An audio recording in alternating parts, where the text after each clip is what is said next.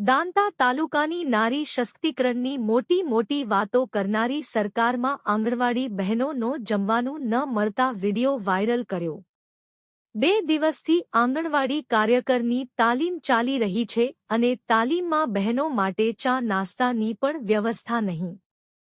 તાલીમમાં બહેનો માટે લોકલ કંપનીનું બિસ્કિટ આપવામાં આવ્યું હતું। એટલું જ નહીં, 300 બહેનોનો જમવાનો ઓર્ડર આપવામાં આવ્યો અને 100 બહેનો જમતા જમવાનું પૂરું થઈ ગયું।